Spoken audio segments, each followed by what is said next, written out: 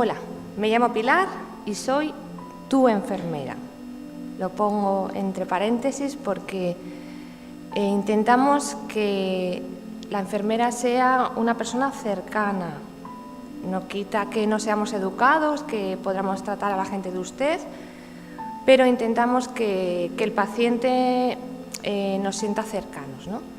El primer contacto que el paciente tiene con nosotras, tanto con mi compañera como conmigo, suele ser telefónico, ¿no? Muchas veces a un paciente se le diagnostica una ELA o hay posibilidad de que tenga una enfermedad de motoneurona y demás, y empiezan a buscar en Internet información. Aparece la unidad del Hospital Carlos III, que pertenece también ahora a La Paz, y aparecen nuestros teléfonos, ¿no? El paciente llama con bastante angustia o la familia, y desde el primer momento se establece un vínculo. Pues hablamos de cuándo han empezado los síntomas, de cómo le podemos ayudar y cómo puede acceder, ¿no? Otras veces es directamente presencial, acude la familia o acude el paciente demandando información de cómo puede venir, y otras veces directamente por email, ¿no? Por el email corporativo de la unidad, que también aparece pues, en las fundaciones, en las asociaciones y demás. Estos son nuestros teléfonos. Como os he dicho, aparecen en la asociación de ADELA, aparecen en las fundaciones de investigación, en la página del Hospital La Paz y demás. Tenemos un teléfono fijo en consulta y luego tenemos un corporativo, que a través del corporativo también se ponen los pacientes en contacto con nosotros, o si ven que no podemos coger el teléfono nos mandan mensajes, ¿no? ¿Qué hacemos? Cuando el paciente es diagnosticado de esta enfermedad y llega a consulta, lo primero que hacemos es, bueno, pues le citamos tal día, va a llegar al hospital, hace de esta manera, llega a la planta baja y directamente vaya a la consulta 65. En la consulta 65 pregunte por mí, por Pilar, y ya a partir de ahí engranamos todo, ¿no? Cuando ellos llegan a un entorno que no conocen, pero ya llegan con una persona conocida, una persona que les resulta familiar, que ha hablado con ellos previamente por teléfono y que les ha dado cierta amabilidad, un poco de cercanía, y que ha intentado, bueno, pues rebajar un poco esa ansiedad que ya tienen desde el diagnóstico, ¿no? El papel de la gestora de casos es un papel fundamental, digamos que es el eje fundamental de unas unidades donde haya pacientes crónicos complejos, ¿no? La enfermera gestora de casos garantiza el acceso a estos usuarios de ELA con una atención de calidad con todas las especialidades en condiciones de equidad. Intentamos que el paciente cuando venga ya venga con determinadas consultas programadas, ¿no? El primer día se le explica que le va a ver el neurólogo, que le va a ver el rehabilitador, que le va a ver la enfermera y que le va a ver el psicólogo. Y con la entrevista previa que hemos tenido antes por teléfono, en muchos casos ya vamos viendo que directamente en la primera visita necesita que le vean otros especialistas, o el neumólogo, o el rehabilitador respiratorio, demás, ¿no?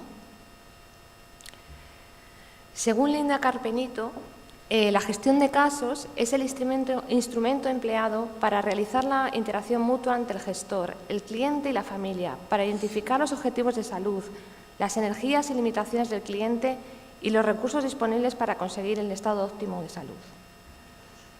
La gestión de casos lo que hace es recoger toda la información del paciente. Intentamos eso, no solo que la información que tenemos a través de la historia clínica se refleje y demás, sino que detectamos los problemas a través de la entrevista, ¿no? Muchas veces es a través del paciente, otras veces a través de la familia y demás. Diseñamos un plan de intervención directamente donde todos los actores de la unidad se ven implicados.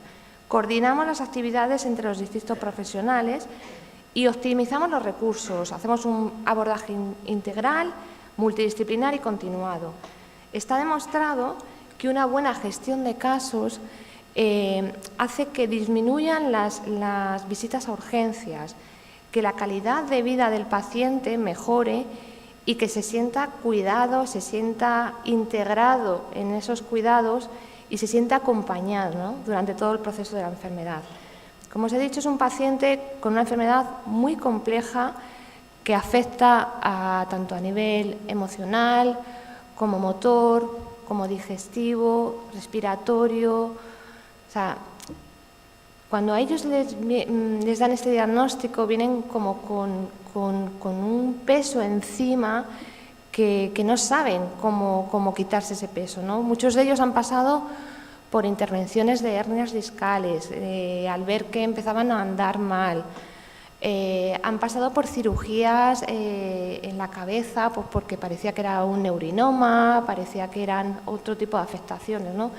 Llegan con un peregrinaje muy duro y de repente sentirse acompañados, sentirse guiados y sentir que se les escucha y se les entiende, pues por lo menos hace que se alivie un poco ese peso, ¿no? Las funciones que tiene la enfermera gestora de casos no se limitan a coordinar las citas, a agendar todas, a procurar que se coordine el trabajo entre todo el equipo, sino que no nos olvidamos de que somos enfermeras. Tenemos nuestras funciones fundamentales, ¿no? La función asistencial, la función administrativa, la función docente y la función investigadora. Somos una unidad que lleva muchos años apostando por la investigación. Estamos peleando continuamente para que surja un fármaco que dé esperanza a esta enfermedad y que por lo menos la paralice o la ralentice o ojalá que la cure, ¿no? Entonces, cuando ellos empiezan a buscar por internet, a ver, me han diagnosticado esto, tengo una enfermedad que no tiene cura, que es neurodegenerativa, qué puedo hacer y demás, empiezan a navegar por internet y ven que además de una unidad de referencia a nivel de España, también es un centro donde se investiga continuamente. En la actualidad tenemos 2 ensayos clínicos en activo y ahora en mayo comenzamos el otro, ¿no?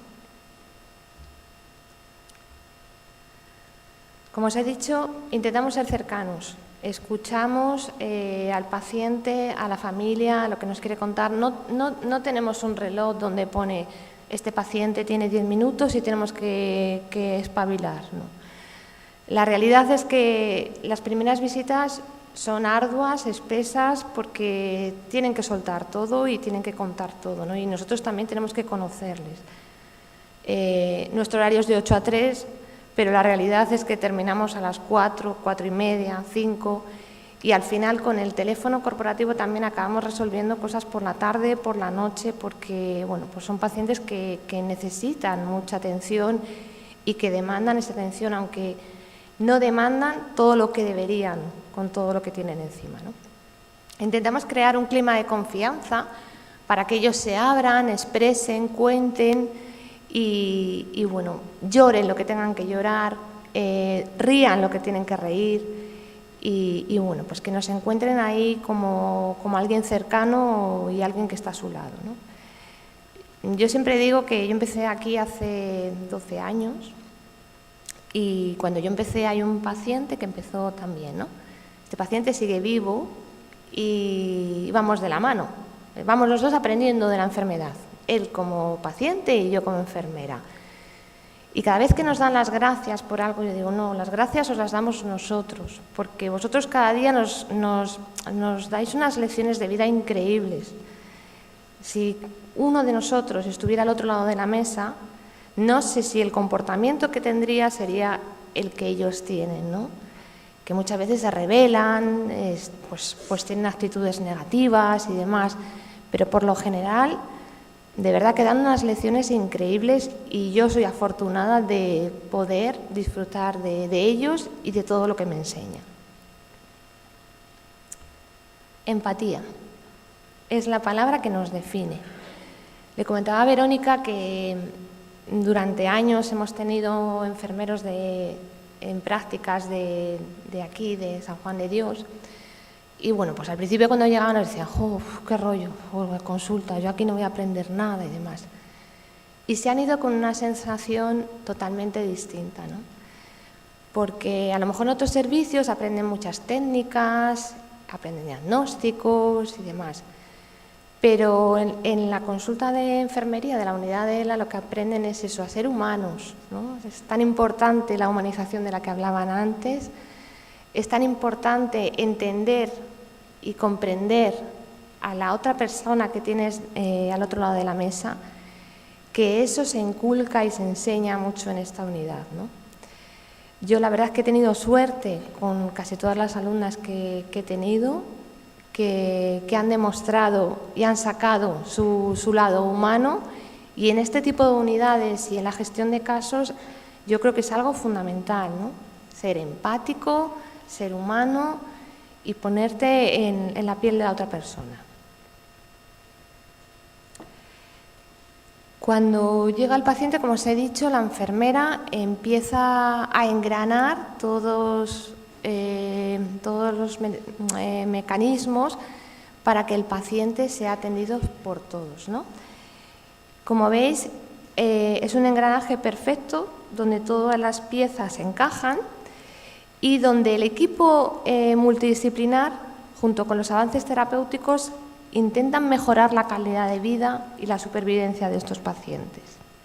En cuanto se detecta un problema, enseguida se cita al paciente o con neumología o con rehabilitación o con endocrino para atajar cuanto antes esos síntomas o poner las medidas que hagan falta, ¿no? Es un proceso complejo. Aquí veis el mapa de procesos donde a simple vista puede parecer que es complicado. Pero la verdad es que una vez que esto se pone en marcha es muy sencillo, siempre y cuando haya una persona de referencia donde ellos tengan que acudir. Ese papel es la enfermera de casos. Entonces, el usuario es el centro de todo.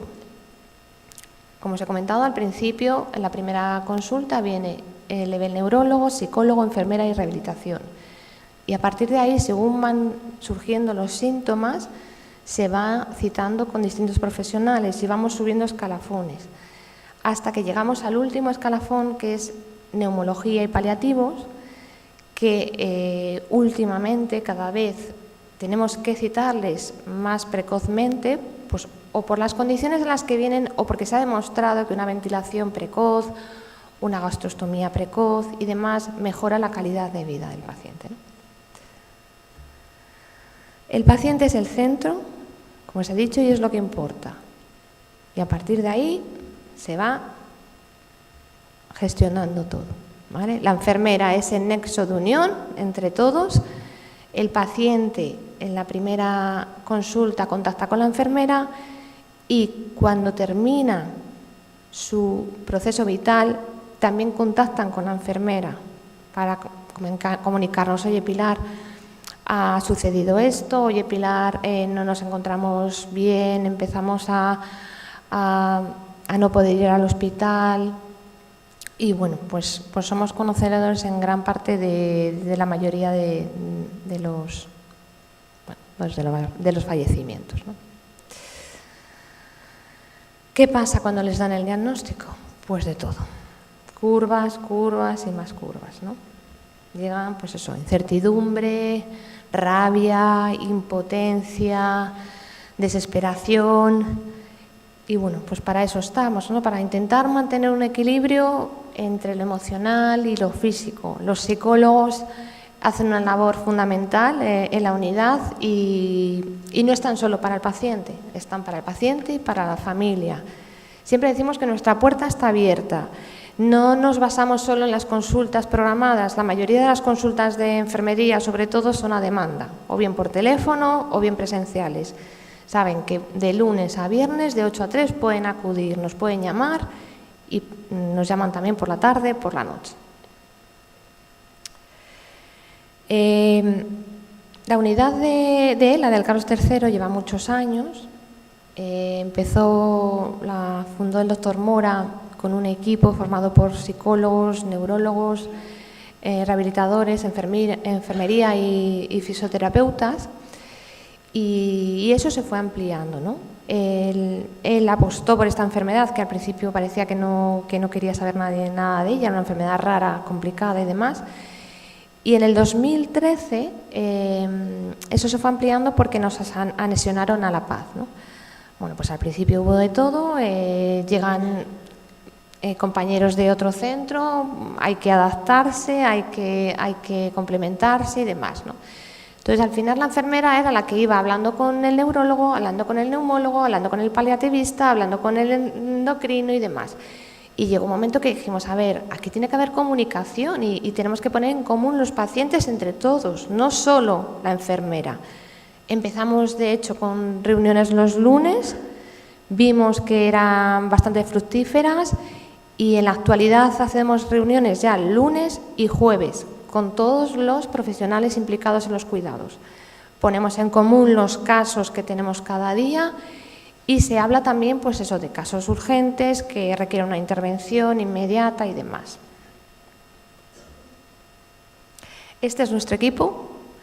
Es una foto un poco del equipo. En la actualidad contamos con 4 neurólogos, 2 psicólogos, 2 paliativistas, un endocrino, una rehabilitadora motora, una rehabilitadora respiratoria, un neurofisiólogo, 2 técnicas de auxiliares de enfermería.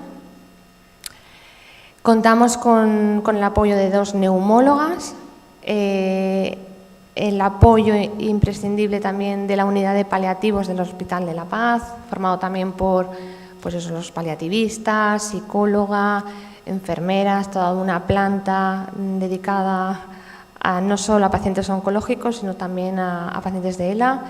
Una UCRE que tenemos en La Paz para atención ventilatoria de estos pacientes que llevan las 2 neumólogas, fisioterapeutas, tenemos una logopeda y demás. Teníamos una figura fundamental que era el foniatra, que tristemente se jubiló y de momento no se ha vuelto a recuperar. Y echamos en falta la unidad de la terapeuta ocupacional, que es una figura importante en este tipo de pacientes y a la que cuesta mucho acceder porque solo hay en La Paz y la accesibilidad pues no es muy buena, ¿no? Pero bueno, esta es nuestra foto de familia y bueno, estamos contentos de formar un gran equipo y yo creo que los pacientes también nos ven como tal, como un equipo muy humano y muy cercano. Recientemente, fruto de este trabajo en equipo, hemos publicado una guía para la atención de pacientes de ELA como referencia para los profesionales. Podéis acceder todos a ella y demás, porque lo que sí que nos encontramos es que muchas veces por desconocimiento, pues este tipo de pacientes en atención primaria o en otros hospitales tienen ciertas lagunas que no saben cómo resolver. Nosotros siempre decimos que pueden contactar con nosotros para lo que quieran, pero si ya ellos tienen una guía, yo creo que les puede facilitar bastante el trabajo. Sí que como enfermera yo contacto muchas veces con las enfermeras del centro de salud o con el médico del centro de salud o con el ESAD y también a través de paliativos y demás. Y llevamos en común muchos pacientes y eso facilita la atención, ¿no? Recientemente teníamos un paciente, Ignacio, que falleció y me facilitó tanto la labor, le facilitó tanto la atención a Ignacio, la enfermera del centro de salud, el médico del centro de salud, el ESAD, pero vamos, pongo el ejemplo de Ignacio como otros, ¿no? Que es importante saber eso, que los pacientes no nos pertenecen, el paciente está ahí y yo creo que todos debemos remar a favor y ayudarles para minimizar un poco los efectos de esta enfermedad, ¿no? Entonces, bueno, que sepáis eso, que hemos parido esta guía, que estamos muy contentos de haberla hecho. Surgió de una de esas reuniones de los lunes, costó un poco entre todos hacerla, pero bueno, ya está ahí y es una herramienta que puede ser útil. Recientemente llevamos 2 o 3 años en que, bueno, pues continuamente nos preguntan, nos hacen entrevistas y demás, pues el Colegio de Enfermería, pues Enfermera 21, Canal Enfermero y demás, ¿no? Entonces, bueno, pues esto está en los medios, lo podéis consultar y quería poneros un vídeo de un poco, unas pinceladas del día a día, ¿no? No está todo, pero para que os hagáis una idea. Es un poquito largo. Espera.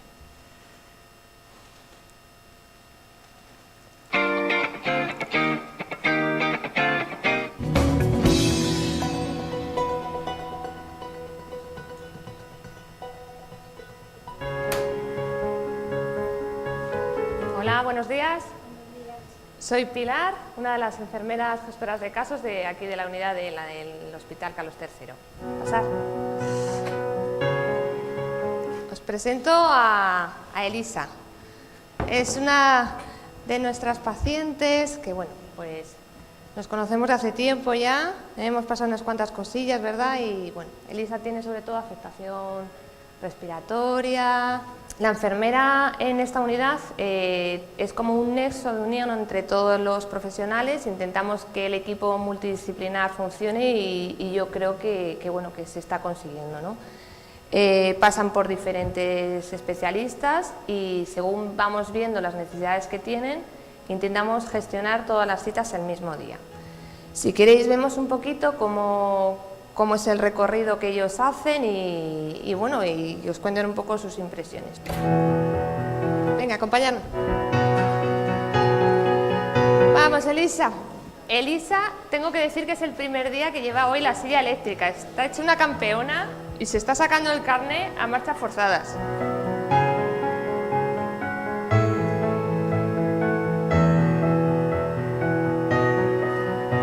Vamos a pasar por la consulta del neurólogo. La primera vez que vienen a la unidad sí que es la pieza clave, la pieza fundamental y donde se recoge toda la información y se recaba toda la información para establecer un diagnóstico, ¿no? Hola Elisa, buenos días. Acérquese con cuidadito, aquí no demasiado. Ay. Ella es la doctora Chaverri, que es la jefa de unidad. Y como os he comentado, la primera visita siempre es con el neurólogo, ¿vale? ¿Qué tal, Elisa? ¿Cómo se encuentra? Me encuentro mejor en el aspecto de la respiración, pero peor en la movilidad. Su curso es bastante rápido, entonces es difícil para el paciente adaptarse a los cambios porque nos podemos adaptar igual pues, a tener un problema de movilidad de las piernas, que necesitamos un apoyo o incluso una silla. Cuando nos estamos adaptando a algo, pues aparecen nuevos problemas. A lo largo de toda la enfermedad y de todas las visitas, la enfermera, la gestora de casos, realiza una labor de coordinación y de atención cercana al paciente en todas las consultas. Y muchas veces es la que resuelve los problemas del día a día y es la que se consulta en primera instancia porque tienen línea directa con ella. Vas viendo poco a poco cómo vas teniendo un deterioro. Saber, no empiezas, yo empecé sin que me ahogaba, nada más, pero yo venía aquí andando sin ningún problema. Yo cuando veía a la gente en silla de ruedas decía, uff, que yo estoy fenomenal, hasta que ya me he quedado inmóvil. La enfermería, vamos a ver, como no está Pilar, voy a aprovechar, vamos a ver, es una maravilla, saber, porque llegas y te organizan de manera que no tienes que venir muchos días. Ellas son el alma de la unidad, lo que organizan, y luego tienen un carácter que es que te da siempre mucho ánimo. Os presento al doctor Arturo Lisbona, es nuestro endocrino y bueno, pues tiene un papel fundamental con el tema de la nutrición y demás. En consulta de enfermería damos algunas pautas, pero bueno, luego ya se refuerza todo aquí en la consulta de nutrición. Bueno, el endocrino dentro de la unidad de ELA se encarga de la nutrición del paciente con ELA. Se encarga de hacer el diagnóstico de si existe no disfagia, si existe no desnutrición y el soporte nutricional de estos pacientes. Hemos dejado a Elisa en consulta, vamos a dejarla que pase la consulta tranquilita. Y ahora os voy a enseñar el gimnasio. La fisioterapia es una parte muy importante para estos pacientes porque pierden mucho tono muscular, se atrofia mucho la musculatura Entonces sí que intentamos que desde el principio puedan tener una fisioterapia tanto motora como respiratoria, ¿vale? Pasar conmigo y os presento a algún compañero.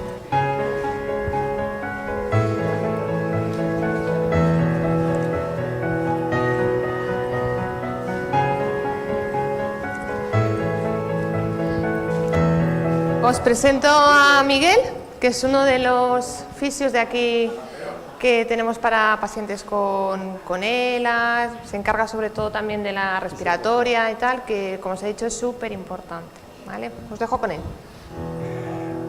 Generalmente aquí trabajamos dos partes, la fisiomotora, que es ayudarles activo, pasivo, a los pacientes a movilizar las partes que tienen dificultad motora, y luego otra parte, la fisioterapia respiratoria, que consiste en trabajar especialmente el diafragma, que al perder fuerza pues pierden la capacidad respiratoria.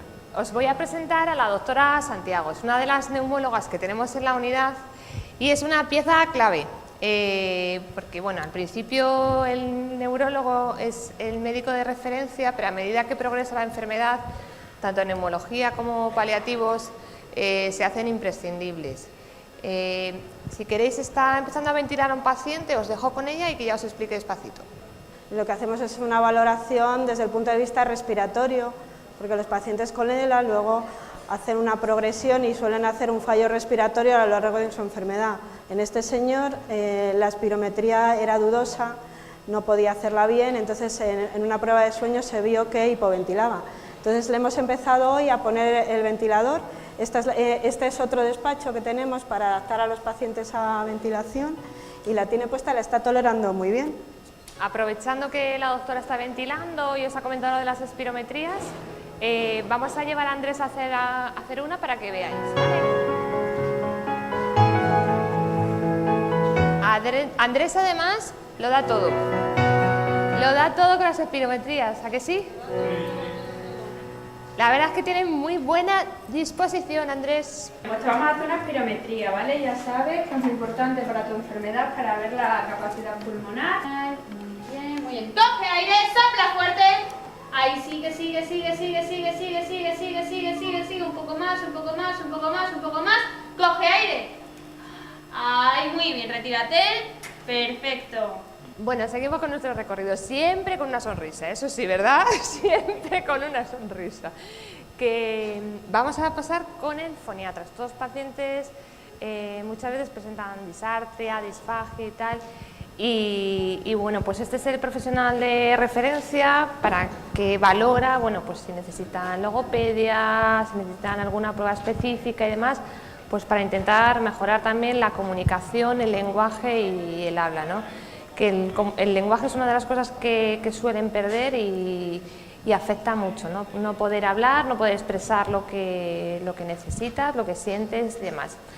Venga, vamos, que os presento. Avanti. A ver, vamos a ver cómo está eso, Lisa. A ver esa movilidad. Despacito, Lisa, ¿vale? Vamos a abrir bien la boquita. Fenomenal. Aguantando ahí la lengua, ¿vale? Estupendo, Lisa. Muy bien. Yo aprovecho que he dejado a Elisa en otra consulta y os presento a Yolanda. Es mi compañera de la unidad. Y bueno, yo voy a seguir atendiendo pacientes y ya que os cuento un poquito despacio, ¿vale? El momento del diagnóstico es un jarro de agua fría. El paciente viene ya con un diagnóstico previo la mayoría de veces, o aquí con una confirmación diagnóstica, pero sí que la sensación de venir a una unidad multidisciplinar que controla mucho, que tiene muchísima experiencia con el manejo de la patología, que está totalmente coordinado, sistematizado y con una coordinación constante por todo el equipo, con una comunicación constante con el equipo. El paciente siempre nos refiere que bueno, el diagnóstico no cambia, pero sí que un poco la perspectiva de vida, ¿no? Es como la sensación de que dejan la mochila aquí y tienen menos carga, ¿no? Saben que en cualquier momento pueden coger el teléfono, llamarnos y solucionarles todo tipo de problemas que surgen durante la enfermedad.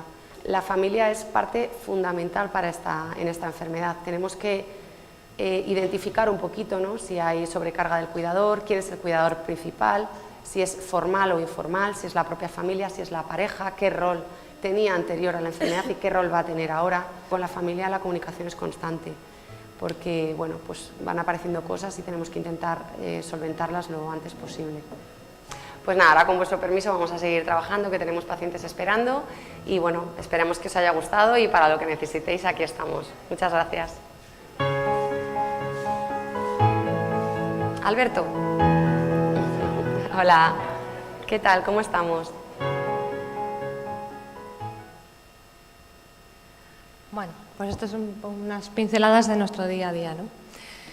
En cuanto a lo que hacemos en consulta de enfermería, pues es un poco de todo, ¿no? Es una atención integral, desde la alimentación hasta pautas saludables, vacunación, consejos antitabaco, antialcohol, curas, técnicas. Para cualquier cosa acuden a la consulta de enfermería. Sí que, sobre todo, ellos se sienten muy acompañados cuando empiezan con problemas de disfagia, de disartria y demás, ¿no? Son pacientes que van perdiendo peso, que van perdiendo musculatura y que por mucho que lo intentan no van a recuperar ni a ganar, ¿no?, esa musculatura perdida. Entonces, se les explica qué tipo de dieta tienen que seguir, una dieta hiperproteica, hipercalórica, rica en antioxidantes, que muchos vienen sin saber lo que es una proteína, sin saber dónde están los antioxidantes y demás, ¿no? A medida que va progresando la enfermedad, se van con más recomendaciones, ¿no?, de disfagia, de cambio de texturas, de uso de espesante. Son cambios continuos, son cambios de, bueno, pues ahora vengo andando, en un mes vengo con un piolet o con una muleta, paso al andador, voy pasando a la silla manual, la silla eléctrica, ya no puedo venir.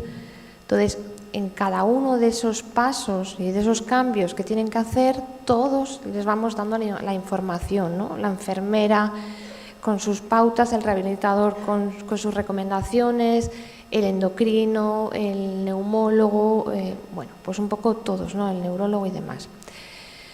Hay un problema que les acucia bastante, que es el tema de las secreciones, el mal manejo de secreciones. Son pacientes que tienen mucha sialorrea, que además esa sialorrea se suma a una disfagia que le impide gestionar bien esa saliva, tragarla, echarla, expulsarla y demás, ¿no? Entonces ahí también entra en juego, pues, sobre todo el papel del neumólogo, ¿no? Empiezan muchas veces con ventilación mecánica, intentamos que no sea una ventilación invasiva al principio, aunque últimamente cada uno decide lo que quiere y demás, y bueno, pues hay algunos casos que se plantean empezar con una traqueotomía y demás, ¿no? Hay cambios, pues eso, que les cuestan, el cambio de la gastrostomía, el cambio de la ventilación y demás. Cuando llega el momento de la gastrostomía, nosotros los vamos preparando poquito a poco, ¿no?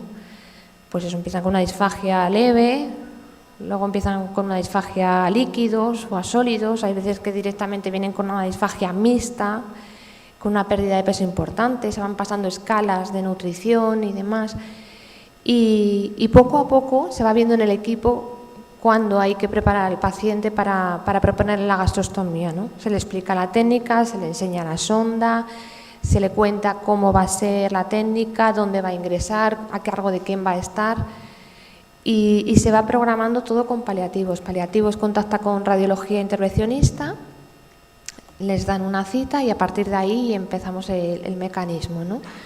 El preoperatorio se hace en el Carlos III y luego la técnica en sí y la intervención en sí se hace en La Paz y ingresan en La Paz a cargo de paliativos.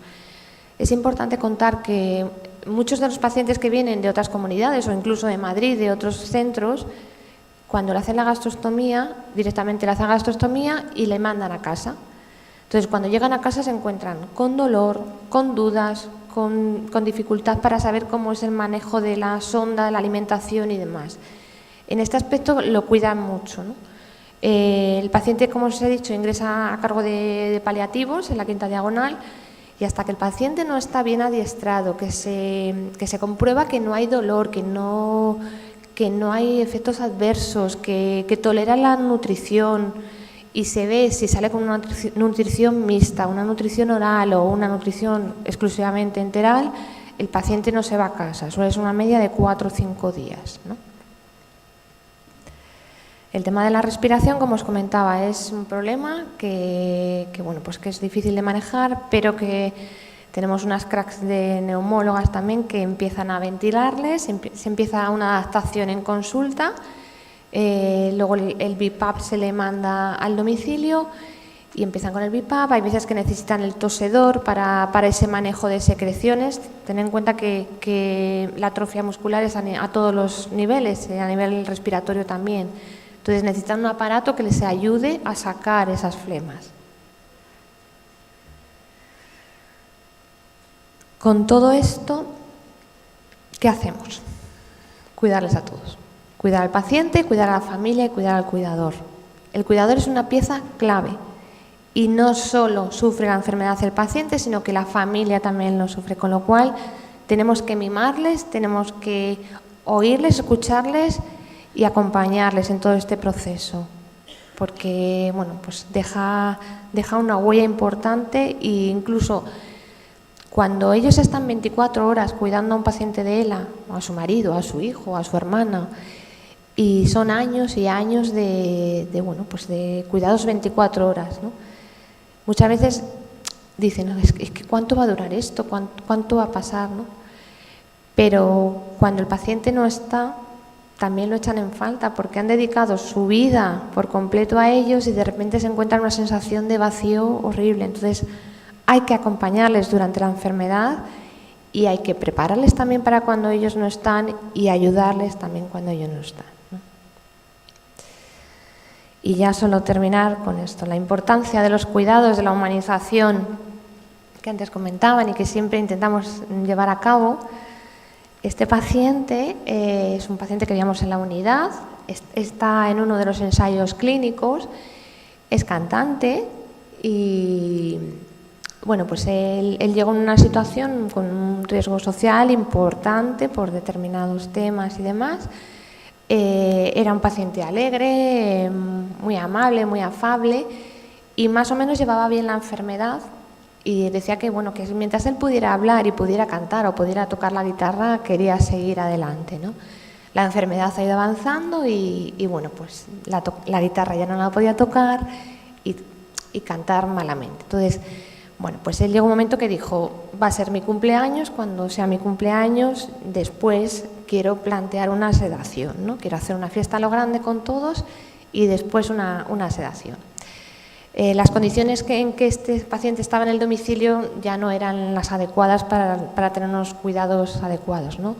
Entonces se trasladó a una unidad de cuidados paliativos y en esa unidad la humanización es tan importante que el paciente ha cambiado de opinión, que ya no quiere una sedación, yo quiero seguir vivo y quiero, mientras pueda, voy a seguir disfrutando de mi agaponi que tengo aquí en la habitación, que cuando coge la guitarra, el agaponi se mete dentro de la guitarra mientras él toca, de su mascota, de su perro, que también se lo llevan, de sus amigos que están allí con él en la habitación, del jardín que tiene la habitación para que él pueda salir y estar en unas condiciones admirables, y de su fiesta de cumpleaños que celebró allí por todo lo alto, ¿no? Entonces, la importancia de ser humanos, de intentar ver lo que el paciente necesita, lo que quiere más, es tan fundamental que hace que veas un día la vida gris, negra, y el otro día ese gris sea o más claro o blanco, ¿no?